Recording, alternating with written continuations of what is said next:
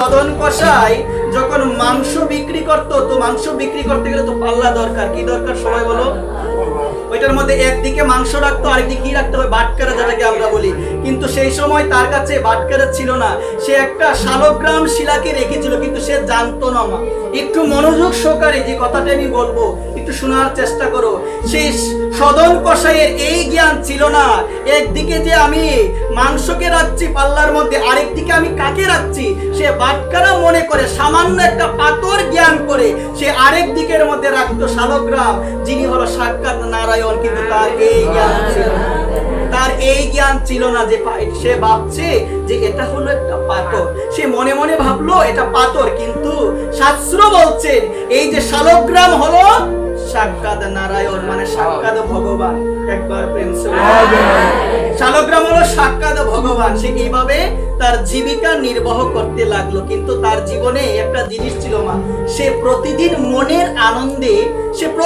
মনের আনন্দে প্রেম সহকারে ভালোবাসা সহকারে গীত গোবিন্দের বিভিন্ন পদ কীর্তন করতো। একবার তারপর গীত গোবিন্দ লিপিবদ্ধ করেছিল ভক্ত কবি জয়দেব, লিখেছিল সেই পদ আমার ভগবানের অতি প্রিয়। সে না ওই পদগুলো প্রেম সহকারে কীর্তন করত। তো একদিন কি হলো, সদন কষাইয়ের দোকানের সামনে দিয়ে একজন নিষ্ঠাপূর্বক ব্রাহ্মণ সে যাচ্ছে। সে যখন যাচ্ছে সে হঠাৎ নজর পড়লো সদন কষাইয়ের দোকানের দিকে। দেখলো সদন কষাই একদিকে পাল্লার মধ্যে রেখেছে মাংসকে, আর একদিকে রেখেছে শালগ্রাম ভগবানকে। একবার সে তো অবাক হয়ে গিয়েছে যে সদন কষাই কি এমন অপরাধ করছে, এত অপরাধ করছে। সে সদন কষাইয়ের কাছে গেল, গিয়ে বলছে সদন কষাই তোমার বুঝি এই জ্ঞানও নেই? বলছে কি হয়েছে? ব্রাহ্মণ ঠাকুর বলেন দয়া করে কি হয়েছে? তখন সদন কষাইকে বলো, দেখো সদন, তুমি যে এই যে পাল্লার মধ্যে একদিকে রেখেছো মাংসকে, আরেক দিকে বাটকারা মনে করে যেটাকে তুমি রেখেছো সেটা কি তুমি জানো? বলছে না, এটা তো একটা পাথর, এটা তো একটা পাথর, আমি তো আর জানি না। অন্য কিছু বলছেন, এটা পাথর নয়, এটা হলো শালগ্রাম সাক্ষাৎ ভগবান। তুমি এত অপরাধ করছো এতদিন ধরে, তুমি মাংসের অপবিত্র স্থানে মাংসের মধ্যে তুমি আমার ভগবানকে রেখেছো, এত পরিমাণ অপরাধ তুমি করেছো। তখন সে অনুতপ্ত হয়ে সে ব্রাহ্মণকে বলেছিল যে ব্রাহ্মণ দেবতা আপনি দয়া করুন, আমি তো এতদিন ধরে জানতাম না, না জেনেই করেছি, কিন্তু এখন যেহেতু জেনে গিয়েছি আর রাখবো না। আপনি আমার প্রতি একটু সদয় হন, আপনি আমাকে কৃপা করুন, আপনি কৃপা করুন আমাকে, আমি সেই শালগ্রামকে আর রাখবো না। কারণ এখন তো আমি বুঝে গিয়েছি সেটা কোনো সাধারণ পাথর নয়, সেটা হলো সাক্ষাৎ আমার ভগবান, আমি আর রাখবো না। আপনি নিয়ে চলুন, আপনি নিয়ে গিয়ে সেটাকে নিষ্ঠাপূর্বক সেটাকে অভিষেক করিয়ে পঞ্চামৃত দিয়ে আপনি তার সেবা করুন, তার পূজা অর্চনা করুন।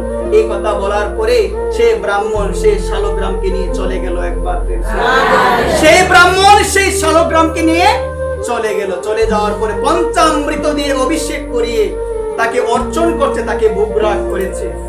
ভোগ নিবেদন করার পরে এভাবে যখন রাত্রি হয়েছে, রাত্রি হওয়ার পরে সেই ব্রাহ্মণ যখন শয়নে গিয়েছে, মা একটু বিচার করো কথাটা, যখন শয়নে গিয়েছে মা, শয়নে যাওয়ার পরে আমার ভগবান শালগ্রাম আজকে সেই ব্রাহ্মণের স্বপ্নে এসে বলছেন, দেখো ব্রাহ্মণ, তুমি আমাকে অনেক যত্নে রেখেছো, তুমি আমাকে পঞ্চামৃত দ্বারা অভিষেক করিয়ে তুমি আমাকে সুন্দরভাবে পুষ্প দ্বারা তুলসী পত্র দ্বারা অর্চন করিয়ে আমাকে ভোগ নিবেদন করেছো, আমি খুশি হয়েছি।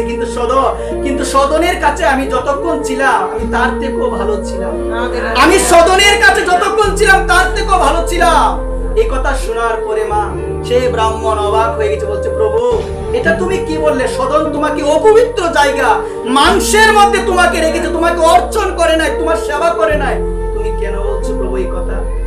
তখন আমার প্রভু সে ব্রাহ্মণকে স্বপ্নাদেশ করে বলছেন, দেখো সদন আমাকে সেবা করতো না, আমার অর্চন করতো না, কিন্তু সদন না মনের আনন্দে প্রতিদিন গীত গোবিন্দের পদগুলো কীর্তন করতো। তার সে পদগুলো শুনে যে জায়গায় আমি ছিলাম সেই জায়গায় আমি সন্তুষ্ট ছিলাম। একবার তুমি আমাকে আগামীকাল দিয়ে আসবে, তুমি আমাকে আগামীকাল সদনের কাছে দিয়ে আসবে, আমি ওর কাছে ভালো আছি, আমি থাকবো না, তোমার কাছে দিয়ে আসবে তুমি। এই কথা বলার পরে পরদিন সকালবেলা ঘুম থেকে ওঠার পরে ওই ব্রাহ্মণ শালগ্রামকে আজকে নিয়ে যাচ্ছে সদনের কাছে গিয়ে বলছে, সদন তোমার শালগ্রামকে তুমি রাখো। তখন সে বলছে, দেখুন আর অপরাধী আমাকে করবেন না, এতদিন না জেনে অপরাধ করেছি, এখন জেনে আমি করতে পারবো না, এখন জেনে আমার পক্ষে সম্ভব নয় যে আমি মানুষের মধ্যে আমার ভগবানকে রেখেছি, আমার দ্বারা কত অপরাধ হয়েছে, আর আমি রাখবো না। সদন বলছে আমি রাখবো না। তখন সেই ব্রাহ্মণ দেবতা বলো, দেখো তুমি না রাখতে চাইলে কি হবে, ভগবান তো তোমার কাছে থাকতে চায়, ভগবান তো তোমার কাছে থাকতে চায়। তুমি নাকি প্রতিদিন মনের আনন্দে ভক্তি সহকারে গীত গোবিন্দের বিভিন্ন পদ তুমি কীর্তন করো, তুমি কীর্তন করো। আমার ভগবান শালগ্রাম তোমার সেই কীর্তন শুনে তোমার কাছে থাকতে চাই। এই কথা বলার পরে আজকে সদন চিন্তা করলো, প্রভু যদি আমার কাছে থাকতে চায়, প্রভু যদি তার যদি এই ইচ্ছা হয় তিনি আমার কাছে থাকবে, তাহলে আজকে থেকে এই ব্যবসা আমি আর করবো না। আজকে থেকে এই ব্যবসা আমি আর করবো না। আমি এখন পঞ্চামৃত দ্বারা আবার নতুন করে অভিষেক করি, আমি আমার শালগ্রাম ভগবানের আমি সেবা অর্চনা করবো। একবার দেখো মা, কার পরিবর্তন কিভাবে হয়। প্রভু যদি থাকতে চায় আমার কাছে, মা প্রভু যদি থাকতে চায়, তাহলে আমি কি করে আমার দ্বারা এহেন অপরাধগুলো আমি আরো করবো, আমি আর করবো না এই ব্যবসা, আমি আর করবো না। প্রভু তুমি এত দয়ালু, প্রভু তুমি এত কৃপালু, আমার তো আগে জানা ছিল না। প্রভু আমি তো তোমাকে অপবিত্র স্থানের মধ্যে রেখেছি, কোথায় তুমি আমাকে অভিশাপ দিবে প্রভু, কিন্তু তুমি আমার কাছে থাকতে চাচ্ছ শুধুমাত্র একটাই কারণ, আমি গীত গোবিন্দের পদগুলো ভক্তি সহকারে কীর্তন করতাম। একবার সদন ছেড়ে দিল মা। তার মানে আমাদের কি ছাড়ার সময় হয় নাই? বিভিন্ন কিছু কত খারাপ কর্ম করি আমরা, সময় হয় নাই মা? তাহলে দেখো মা, বিচার করতে হবে মা। আমার প্রভু যেটা নিষেধ করেছে আমি কেন করব মা? গীতার মধ্যে যেটা নিষেধ করেছে আমি কেন করব সেটা? শাস্ত্রের মধ্যে যেটা নিষেধ করেছে আমি কেন করব? তার মানে আমার বিবেকটা এখনো জাগ্রত হয় নাই। আমার বিবেক যদি মা জাগ্রত হতো, তাহলে আমার পক্ষে শাস্ত্র যেটা নিষেধ করেছে সেটা কখনো করা সম্ভব হতো না। সকলের চরণে নিবেদন, আজকে সে বলছে আমি আর করব না এই ব্যবসা, ছেড়ে দিল ব্যবসা। খুব প্রেম সহকারে ভগবানের সেবা করতে লাগলো শালগ্রামের, এবং প্রতিদিন কীর্তন করত। কি কীর্তন করত? গীত গোবিন্দের বিভিন্ন পদ। একবার প্রেম আমার ভগবান জগন্নাথ নামা গীত গোবিন্দের, আমার ভগবান জগন্নাথ গীত গোবিন্দ শুনতে অনেক ভালোবাসে। সকলের চরণে এই নিবেদন, জগন্নাথের একটা চিত্র সকলের ঘরে রাখবে এবং সেই চিত্রের সম্মুখে বসে গীত গোবিন্দ কীর্তন করবে। দেখবে আমার প্রভু অতি তাড়াতাড়ি তোমার প্রতি প্রসন্ন হয়ে যাবে। আজকে সদন চিন্তা করলে এখানে তো আর থাকা যাবে না, আমি চলে যাব পুরীধামে। শুনেছি জগন্নাথ ভগবান ও গীত গোবিন্দ অনেক ভালোবাসতেন। ভগবান মন্দিরে থাকতে পারে না, আমার ভগবান জগন্নাথ মন্দিরে থাকতে পারে না। তার কথা তাকে আকর্ষণ করে এক মালি সে কি করতো জানো মা? বাগানে যেত ফুল চয়ন করার জন্য, মনের আনন্দে গীত গোবিন্দের পদ কীর্তন করত। আর আমার ভগবান সেই কীর্তনের ধ্বনি শুনে মন্দিরে থাকতে পারতো না, চলে যেত তার কীর্তন শোনার জন্য। একদিন লক্ষ্য করলো পূজারী, আমার ভগবান জগন্নাথের অঙ্গে বিভিন্ন কাটার আঘাত রয়েছে, বিভিন্ন আঘাত রয়েছে। আঘাত দেখার পরে প্রশ্ন করেছে, প্রভু গো, আমি তো প্রতিদিনই তোমাকে সুন্দর ভাবে শৃঙ্গার করাই, অনেক সুন্দর পোশাক পরাই, কিন্তু প্রতিদিন আসার পরে আমি একটা জিনিসে লক্ষ্য করি, তোমার সেই পোশাকগুলো চিরা থাকে। তুমি কৃপা করে বলো প্রভু, তুমি কৃপা করে বলো আমার দ্বারা কি কোনো অপরাধ হয়েছে প্রভু?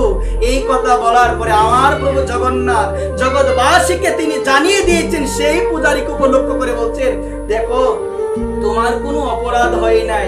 একজন ব্যক্তি সে ফুল চয়ন করতে আসে, সে না এত সুন্দর করে গীত গোবিন্দের বিভিন্ন পদ কীর্তন করে, সেগুলো শুনে আমি না আর থাকতে পারি না, আমি চলে যাই সেই ফুল বাগানে। সেখানে যেতে গিয়ে আমার অঙ্গে আঘাত লাগুক তাতে আমার দুঃখ নাই, কিন্তু আমি গীত গোবিন্দ শুনবই। এরপর থেকে এখনো পর্যন্ত পুরীধামের মধ্যে প্রতিদিন আমার ভগবান জগন্নাথকে গীত গোবিন্দ প্রতিদিন শোনানো হয়। এখানে সকলের চরণে এই নিবেদন থাকবে না, গীত গোবিন্দের বিভিন্ন পদ তুমি যদি আমার ভগবান জগন্নাথকে শোনাও, অতি তাড়াতাড়ি শীঘ্রই আমার প্রভু জগন্নাথ, জগতের নাথ প্রভু তুমি জগন্নাথ, তিনি সবাইকে কৃপা করবে। একবার আজকে সদন রওনা দিয়েছে। কোন দামে যাচ্ছে গো মা? পুরী দামে। যারা পুরী দামে যায় তাদের বদনে একটাই নাম, সেই নামটা হলো জয় জগন্নাথ, জয় জগন্নাথ। মা মনোযোগ সহকারে শুনো।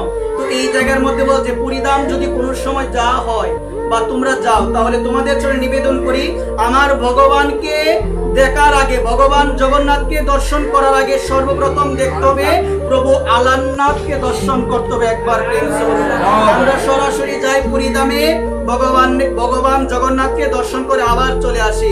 প্রভু আলারনাথকে, এটা আমরা অনেকে জানি না, আমার মহাপ্রভু তিনি আলারনাথকে দর্শন করত। এই স্নান যাত্রার পরে আমার প্রভু জগন্নাথ 15 দিন মন্দিরে দরজা বন্ধ থাকে, তার জ্বর লীলা হয়, তার জ্বর লীলা হয়, কেউ দেখতে পারে না। তখন আমার মহাপ্রভু কি করবে? তিনি তো জগন্নাথকে না দেখে থাকতে পারবে না। তখন তিনি আমার ভগবান, আমার শ্রীকৃষ্ণ চৈতন্য মহাপ্রভু, তিনি সেই আলারনাথকে জগন্নাথ জ্ঞান করে দর্শন করত। একবার সকলের চরণে এই নিবেদন। আজকে সে যখন পুরী ধামে যাচ্ছে বলছে জয় জগন্নাথ, জয় জগন্নাথ। সদন ছিল অনেক সুন্দর। হঠাৎ প্রতিমধ্যে কিছু ঘরবাড়ি ছিল, তো একটা সুন্দরী মেয়ে সদনকে দেখার পরে তার প্রতি আকৃষ্ট হয়ে গিয়েছে। সে সুন্দরী মেয়ে ছিল বিবাহিত। কি ছিল গো? বিবাহিত ছিল। সদনকে গিয়ে বলছে, সদন তুমি এত সুন্দর, আমি তোমাকে বিবাহ করতে চাই। সদন বলছে, দেখো আমি তোমাকে কি করে বিবাহ করব? তোমার তো বিবাহ হয়েছে। বোঝা যায় কিভাবে? সিঁদুর দেখে তোমার তো বিবাহ হয়ে গিয়েছে। এই কথা শোনার পরে সে ঘরে গেল। দেখো মা অবাক পেয়ে যাবে। ঘরে গেলে সে চিন্তা করে, যে করি হোক সদনকে আমার বিয়ে করতে হবে। এখন আমি যদি বিবাহিত থাকি সে তো আমায় বিয়ে করবে না, সে তো করবে না। ঘরে গিয়ে মা খাবারের মধ্যে কি জানে মিশালো, মিশিয়ে নিজের স্বামীকে হত্যা করে দিল। শোনো মা, হত্যা করার পরে এসেছে, দেখো তুমি তো বলেছিলে যে তুমি আমাকে বিবাহ করবে না, আমার স্বামী আছে, এখন আমার আর স্বামী নাই, এখন তো তুমি আমায় বিয়ে করো। বলছে, তুমি তোমার স্বামীকে হত্যা করে ফেলেছো, এটা তুমি কিভাবে করতে পারলে? বলছে, দেখো আমি তো তোমায় বিবাহ করব না, কারণ এই মন আমি দিয়েছি আমার প্রভুকে, আমার প্রভু জগন্নাথকে দিয়ে দিয়েছে, আমি তো বিবাহ করতে পারবো না। সে চিন্তা করলো, তুমি যদি আমাকে বিয়ে না করো গ্রামের সবাইকে বলবো ডেকে ডেকে তুমি আমার স্বামীকে মেরেছো আমাকে বিবাহ করার জন্য, আমাকে বিবাহ করার জন্য। সে বলছে, প্রভু জগন্নাথ যা করে ভালোর জন্য করে, মা আমি বিয়ে করতে পারবো না। এই কথা বলার পর সবাইকে ডাক দিল। নারীর কথাই তো বিশ্বাস করবে সবাই। সবাইকে ডাক দিল। বলছেন কি জানো, যে ও আমাকে স্পর্শ করেছে, ও আমাকে বিবাহ করতে চায়, ও আমাকে বিবাহ করার জন্য আমার স্বামীকে হত্যা করেছে। সবাই মিলে ধরলো। বলছে, যে হাত দিয়ে স্পর্শ করেছে ওই হাত আর রাখা যাবে না। সদন বলছে, প্রভু যা করে মঙ্গলের জন্য করে। কত বিশ্বাস দেখো না, যা করে মঙ্গলের জন্য করে। বাচ্চা আমি যদি বলিও কোনো লাভ হবে না। দুইটা হাত কেটে দিল সদনে, দুইটা হাত কেটে দিল। চিন্তা করো একটা বার, চিন্তা করছে সে সদন ভক্ত, তো মনোভাব কিরকম দেখো। চিন্তা করছে, আমার প্রভুরও তো হাত নাই, আমার প্রভুর যদি ইচ্ছা হয় দুইটা হাত নিয়ে নিক, কোনো অসুবিধা নাই। আমার প্রভুর যদি ইচ্ছা হয় দুইটা হাত নিয়ে নিক। দুইটা হাত কেটে দিল, কিন্তু মনে দুঃখ নাই। আমার ভগবান জগন্নাথ, তার হাত নাই, আজকে আমারও হাত নাই। আমার মুখ তো আর কাটতে পারে না, কোনো কিছু করতে পারে না, আমি তো মুখে নাম করতেই পারবো। একবার ভেবে দেখো ভক্ত কাকে বলে। এত বিপদ, এত দুঃখ, দুইটা হাত কেটে দিল। আমাকে কাটলে আমি হয়তো বলতাম, প্রভু তোমার নামই তো বেরিয়েছিলাম, আজকে আমার এহেন দুর্দশা, আমি তোমার নামই করবো না আর কোনোদিন। সে কিন্তু বলে নাই। সে বলছে, প্রভু তোমারও তো হাত নাই। সে বলছে, প্রভু তোমারও তো হাত নাই, আজকে না হয় আমারও হাত কেটে দিল, সমস্যা নাই, কিন্তু এই মুখে সর্বদা আমি তোমার নাম করবো। আমার প্রভু এই দৃশ্য তিনি তো সব দেখতে পায়। অন্তর্যামী আমার ভগবান, অন্তর্যামী ভগবান, তিনি আর থাকতে পারছে না। তিনি জগন্নাথ ভগবান আর থাকতে পারছে না। আজকে আমার ভগবান জগন্নাথের দুই নয়নের জল। যে ভক্ত আমায় এত ভালোবাসে, যে আমার ভক্ত আমাকে এত ভালোবাসে। দেখো মা, একটাবার চিন্তা করে দেখো, দুইটা হাত তার কেটে দিল, তারপরও তার বদলে নাম জয় জগন্নাথ, জয় জগন্নাথ। আজকে দুই নয়নে আমার প্রভুর জল। মন্দিরে যখন এসেছে পূজারী মা সেবা দেওয়ার জন্য, সেবা দেওয়ার জন্য যখনই এসেছে, দেখতে পেল আমার প্রভু জগন্নাথের তার অশ্রু দ্বারা নয়ন থেকে বইছে। এটা দেখার পরে মা অবাক হয়ে গিয়েছে। প্রভুকে বলছে, প্রভু কি হয়েছে? প্রভু তারা কথা বলতে পারে মা। সেবা যদি মা তুমি সেবার মতো করতে পারো, আমার ভগবান তোমার সাথে কথা বলবে, আমার ভগবান তোমার সাথে কথা বলবে, তোমার হাত থেকে নিয়ে খাবে। যদি অনুরাগ থাকে, অনুরাগ করে কিছু দিলে ভগবান নিয়ে খায় মা, সে অনুরাগ থাকা চাই। আজকে ভগবান জগন্নাথের দুই নয়নে জল। পূজারী যখন পূজারী যখন আমার প্রভুকে বলল, প্রভু তোমার দুই নয়নে কেন জল? এই কথা বলার পরে বলছে, দেখো আমার এক ভক্ত সদন এসেছে, সে এসেছে পরিধামে রওনা দিয়েছে, হঠাৎ পথিমধ্যে সবাই মিলে ধরে তার দুইটা হাত কেটে দিয়েছে। তোমরা যাও রথ নিয়ে যাও, রথ নিয়ে গিয়ে আমার সেই ভক্তকে নিয়ে আসো আমার কাছে। দেখো আমার ভগবান ভক্তকে কত ভালোবাসে।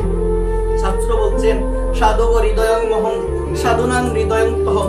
আমার ভগবান বলছে, সাধু আমার হৃদয়, সাধু ছাড়া আমি কিচ্ছু বুঝি না মা। তুমি হয়তো বলতে পারো তুমি ভালোবাসো ভগবানকে, একটা বার বিচার করে দেখো মা, আমার ভগবান তোমার থেকে বেশি তোমাকে ভালোবাসে। তুমি যতটুকু দেহকে ভালোবাসো তার থেকে বেশি ভালোবাসবে যদি মনটা তাকে দিতে পারো মা।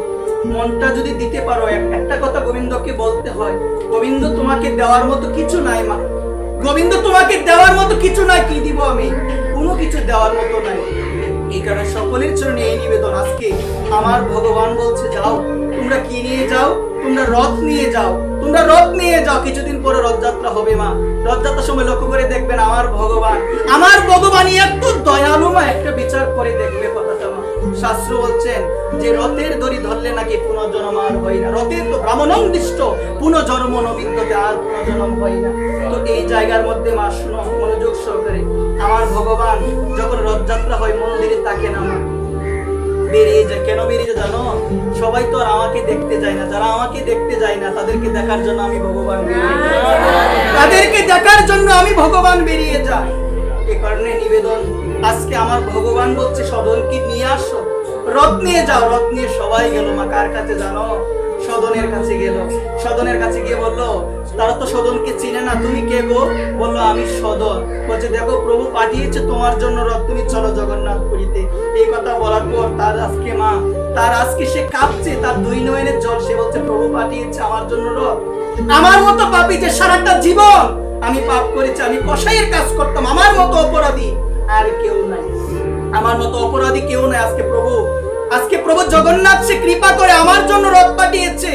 এই কথা যখনই বলতে তার দুই নয়নের জল একবার কলিযুগের সাধন আর কিছু নয় মা, কলিযুগের সাধন আর কিছু নয়। যদি একটা বার এভাবে বসে থেকে ভাবো, প্রভু তুমি বিনে এই জগতে আমার আর কেউ নাই, প্রভু তুমি বিনে এই জগতে আমার আর কেউ নাই। এই প্রভু মানব দেহ দান করে পাঠিয়েছে মা।